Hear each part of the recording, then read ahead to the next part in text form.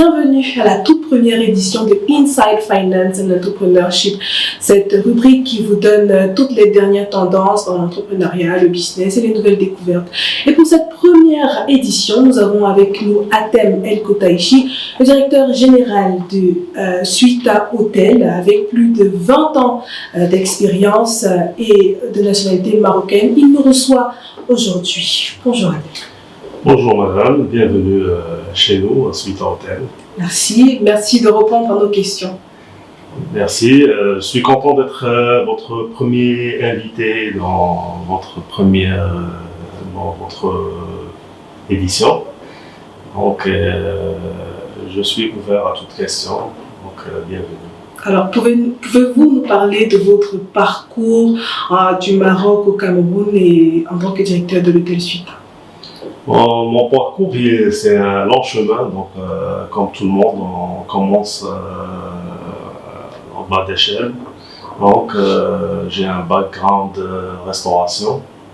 Mon premier poste en tant que directeur général, ça a commencé en 2017. Donc j'ai travaillé dans plusieurs chaînes. Mes débuts étaient avec Accor, Golden Tulip, dans plusieurs 5 étoiles. C'est ma 4e année ici au Cameroun et ça me fait plaisir de réussir dans ce pays. Ma venue elle était un peu hasard. C'était lors de la crise sanitaire, donc j'étais directeur général d'un small luxury hotel à Casablanca. Bon, malheureusement, avec la crise, l'hôtel il a fermé et j'ai eu une offre ici par hasard au Cameroun. Donc, depuis, je suis là. Et comment votre expérience au Maroc a-t-elle influencé votre gestion hôtelière ici à Yaoundé? Vous savez, au Maroc, c'est un pays touristique qui accueille plus de 15 millions de touristes par an. Et donc, on a cette culture, etc. Mais au Cameroun, c'est tout à fait différent. C'est un tourisme de business. C'est un tourisme aussi il faut comprendre l'environnement pour réussir sa mission au Cameroun. Et dans quel contexte est-ce que vous évoluez? Parce qu'on est dans un contexte camerounais qui est différent du contexte marocain. Y a-t-il des différences? Les principes sont là, d'hôtellerie, mais il faut s'adapter à l'environnement et à la culture aussi, et à la mentalité. Donc elle est assez différente. Au Maroc, c'est un tourisme qui est très diversifié. Vous allez trouver le tourisme balnéaire, le tourisme de montagne, le tourisme vert dans les campagnes, le tourisme business. Ici, essentiellement, il n'y a que le tourisme de business. Donc j'aimerais bien après que le tourisme se diversifie ici au Cameroun et pourquoi pas qu'il soit au même niveau qu'au Maroc. Le secteur de l'hôtellerie est très dynamique. Quelles sont les valeurs fondamentales que vous incarnez dans votre gestion quotidienne pour garantir l'excellence ici à Suita Hotel? Pour garantir l'excellence à Suita Hotel, il n'y a pas de secret. C'est l'approche client.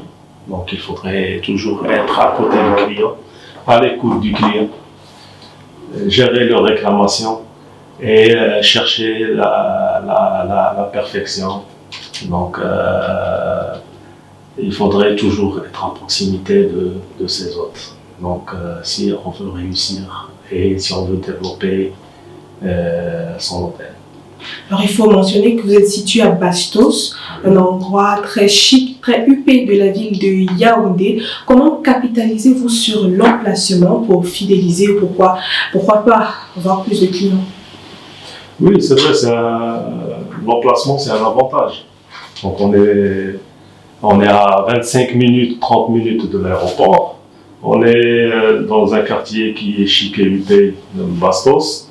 C'est une certaine catégorie de clients. Donc on ne va pas nier que c'est un avantage, c'est un grand avantage. L'emplacement, il est au centre. On est entouré par les ambassades, on est entouré par toutes les ONG, par toutes les administrations. Donc, c'est un avantage, un très grand avantage que nous essayons de profiter de cette clientèle. Et quels sont les services qui rendent l'hôtel Suita différent des autres hôtels? Bon, les services, déjà, bon, on a presque tous les services. On a un centre de beauté, on a 3 points de vente de la restauration. On a des salles qui peuvent accueillir jusqu'à 400 personnes et d'autres salles de sous-commission. C'est un suite hôtel, donc c'est une catégorie de clients qui est vraiment spéciale, qui a des exigences. Donc, mais on essaie aussi d'adapter notre offre à d'autres clients. Il n'y a pas que la clientèle UP. Donc, nous, c'est un hôtel pour tout le monde. Donc, on essaie d'adapter pour toutes les catégories de clients. D'accord. Le secteur hôtelier peut être particulièrement vulnérable aux fluctuations économiques. Quelles ont été les principales difficultés financières que vous avez rencontrées depuis que vous êtes à la tête de Suita Hôtel et comment les avez-vous combattues, si on peut dire ça comme ça? Très bien, c'est une bonne question. Donc, les difficultés qu'on peut trouver, ce n'est pas que des difficultés externes. On peut les trouver en interne aussi. Donc, parfois, vous trouvez un faible taux d'occupation. Donc, ça, c'est dû à des raisons externes. Par exemple, après la crise sanitaire, donc, on a eu de grosses difficultés de remplir nos hôtels.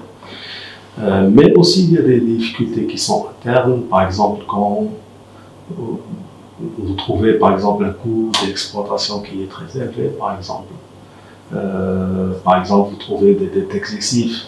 Donc, il faudrait résoudre ces petits problèmes en interne, essayer de réduire, absorber les dettes, essayer de maîtriser les coûts d'exploitation, soit au niveau des achats, soit au niveau de la masse salariale, soit au niveau du coût énergie aussi, qui est très cher ici au Cameroun.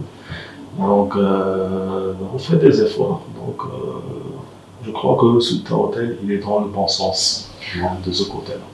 Au tout début de cette entrevue, vous avez dit que vous êtes venu au Cameroun après que votre hôtel, l'hôtel que vous dirigez au Maroc, est fermé à cause de la pandémie. Oui.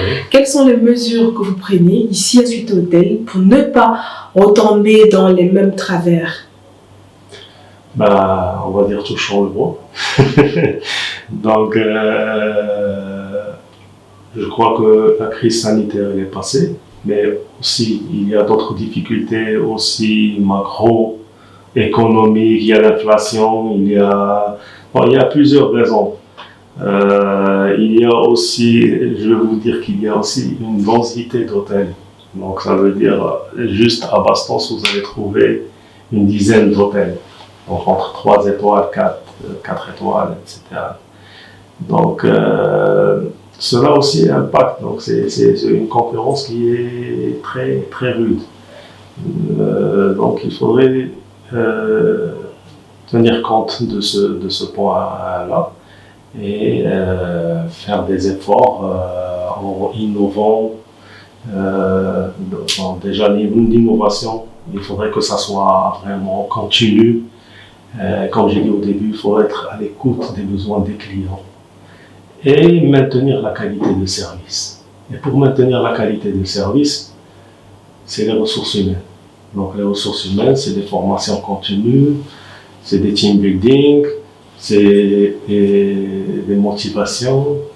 Donc parce que si quand vous soignez le client interne qui est le personnel, donc vous allez soigner le client externe. Alors revenons au coût. Le coût de maintenance et d'opération hôtelière peut être élevé, vous l'avez dit.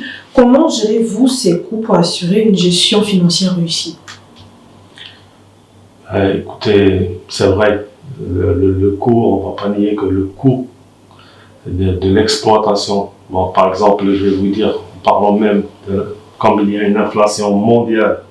Donc, depuis que je suis là, sinon, je ne vais pas comparer les prix depuis ma première année à cette année-là.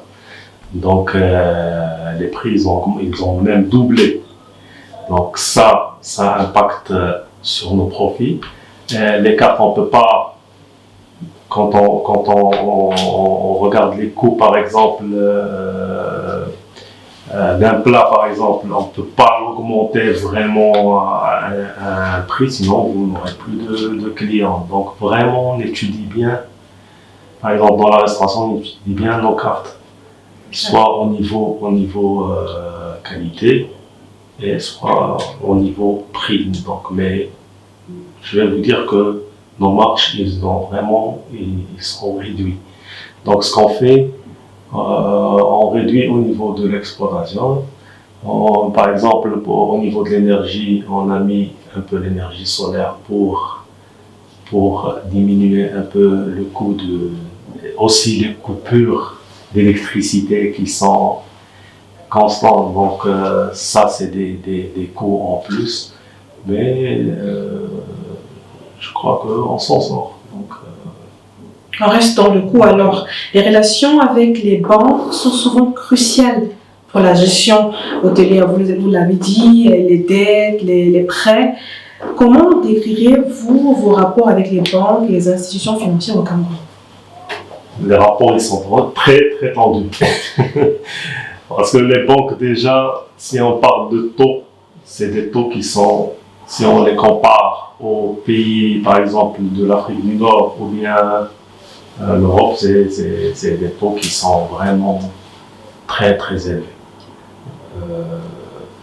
Je crois dans une entreprise, si vous voulez un crédit, c'est le minimum, c'est à 13% hors taxe. Ce qui est vraiment, si on le compare par exemple au Maroc, c'est un crédit consommation, c'est 6%, toute taxe comprise. Et avec une flexibilité, une rapidité. Alors maintenant, la relation avec les banques, ce n'est pas que le taux du crédit, mais aussi la réactivité. Donc les dossiers traînent, c'est pénible d'avoir une facilité de caisse, donc plusieurs opérations. Donc on attend plus de flexibilité par rapport à nos partenaires, nos banquiers. Donc pour nous faciliter aussi la tâche, parce que c'est une tâche qui n'est pas facile dans ce domaine. Vous venez là de nous citer quelques défis que vous rencontrez dans ce secteur-là. Ouais. Comment est-ce que vous faites alors pour contrer cela?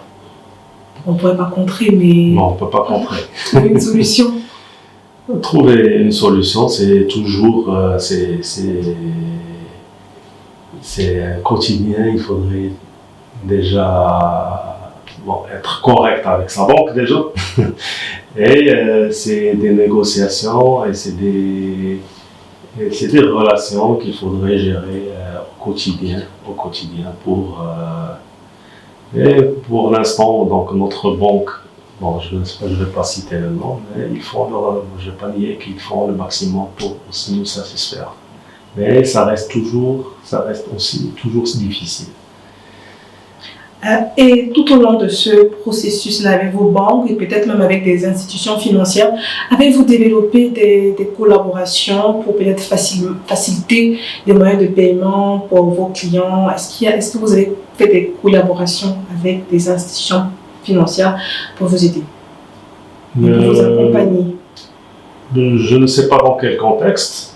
Donc, cette question. Peut-être on peut dire dans le contexte où je vais sans publicité, on parlera d'Orange Money ou d'MTN Money. Oui. Est-ce qu'il y a des collaborations avec eux pour que des clients, que ce soit internationaux, des clients internationaux ou bien des clients, je sais pas, locaux, puissent passer par ce canal-là pour facilement liquider? Bien sûr, bien sûr. Ça, c'est inévitable. Donc, on a tous les moyens de paiement. On les a mis en place, donc tous les partenaires que vous avez cités, il y a d'autres partenaires, bien sûr les TPE, les paiements par carte bancaire, donc toutes les facilités sont là. Donc on les a mis en place, donc on n'a pas de souci de ce côté-là. Alors, vous êtes là depuis 4 ans. Oui. Est-ce que vous avez une anecdote, expérience client que vous avez à nous raconter? Spécialement, Non. bon, on a eu plusieurs expériences clients. Donc, la seule, bon, je me rappelle, il y en a plusieurs. Donc, comme nous, on fait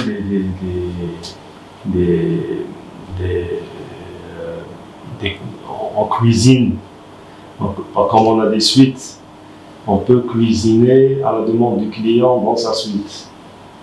Donc, et je me rappelle, un client, il était ravi. Bon, il a demandé un couscous marocain. Moi, je ne sais pas faire. Mais on a demandé à notre chef qui est marocain, on a fait appel et il lui a fait ça. Il était très ravi. Mais d'autres anecdotes, je ne me souviens pas sincèrement. Pas grave. Vous êtes un leader reconnu dans l'industrie avec plus de 20 ans d'expérience. Comment maintenez-vous votre équipe motivée et alignée avec la vision d'Hôtel Suite? Déjà, on essaie d'insérer la culture Suite à Hôtel. Ça veut dire les principes de l'appartenance. Suite à Hôtel à nos collaborateurs. Donc, on fait le maximum. Déjà, on les forme. Donc, ça veut dire qu'il y a une formation continue pour améliorer leur capacité de servir les clients, être à leur écoute. Donc, tous bon, je vais citer par exemple le upselling, la communication en hôtellerie, le service dans la restauration, dans plusieurs thèmes. Donc, c'est déjà ça. Et ils sont contents parce que bien sûr, ils développent leur carrière, etc. Parmi les motivations aussi, il y a des promotions internes. Donc peut-être qu'aujourd'hui vous êtes bagagiste, peut-être que vous serez demain, si vous voulez, je vais dire par exemple chef de réception, par exemple, ou vous êtes plongeur mais vous vous intéressez à la cuisine, vous pourrez être un jour cuisinier si vous maîtrisez. Donc nous, c'est des méthodes de motivation en interne qu'on met en place. Sans oublier, bien sûr, il y a l'employé du mois, il y a l'employé de l'année, il y a des primes de rendement, il y a des team building. Donc, on essaie au maximum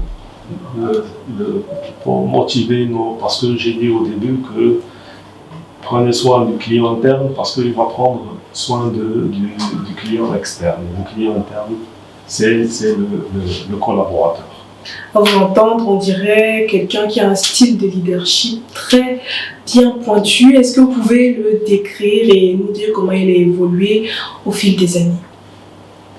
Pour moi, toujours dans un organigramme, pour moi, c'est la pyramide, elle est à l'envers. Pour moi, le petit collaborateur, il est plus important.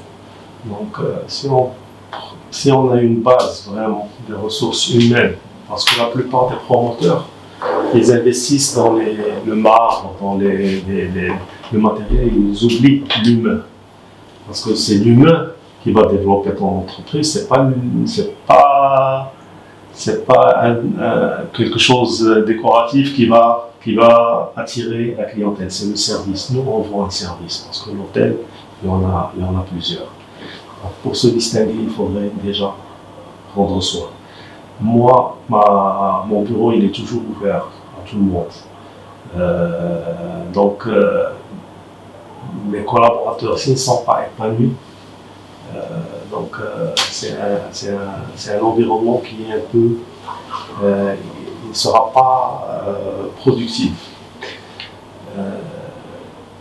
J'ai toujours un management qui est participatif et parfois associatif. Donc j'associe mes collaborateurs, je les motive, je les pousse, je les tire vers le haut. Donc je ne suis pas le genre de directeur qui est directif et qui, son mot Non, ça c'est dépassé. Parfois, il faut trancher dans quelques situations. Donc, c'est comme un arbitre. Donc, il faudrait vraiment prendre les décisions. Mais je fais aussi participer mes collaborateurs à la prise des décisions et à la fin, les résultats d'ailleurs, ils sont là. À vous entendre, on est inspiré. Alors pour conclure, quel message donneriez-vous à un jeune là qui vous regardera et qui dira « je veux être comme lui » ? Je serai très bref. Il faut monter par les escaliers et éviter l'ascenseur. Donc, avec toutes les technologies qu'on a, toutes les jeunes, il est très rare, on reçoit toujours des stagiaires ici. Il ne faut pas regarder au salaire, il ne faut pas regarder à l'argent, etc. Il faudrait regarder à l'apprentissage déjà au début. Il faut bien apprendre à avoir une base solide. Et après, le poste il viendra. Moi aussi, je suis passé par la planche, par le service, et on a gravi les échelons tout doucement. Donc, c'est un métier de tourisme. Mais on fait pas, nous, on n'est pas là pour faire le tourisme. C'est un métier où il y a des détails. Il faudrait vraiment se pencher sur les détails. Donc, dans mon métier. Et c'est les détails qui font la différence entre cet hôtel et notre hôtel. Donc, je vais répéter ça. Donc, de passer par les escaliers. Vous l'avez compris. Merci beaucoup de nous avoir reçus aujourd'hui. Merci à vous. J'étais très ravi de vous accueillir. Un seul mot, passer par les escaliers. Oui, ici à Suite Hôtel, on passe par les escaliers. On remercie également le directeur général Atem El Kotaïchi qui nous a reçus et qui nous a donné tous les revers de l'Abitaï. Alors pour plus, on se donne rendez-vous à la prochaine édition. À très bientôt.